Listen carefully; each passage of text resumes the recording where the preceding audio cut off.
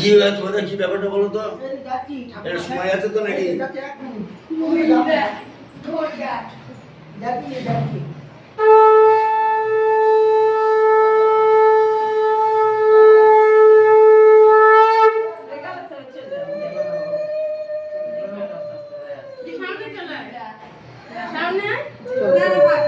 ঠিক আছে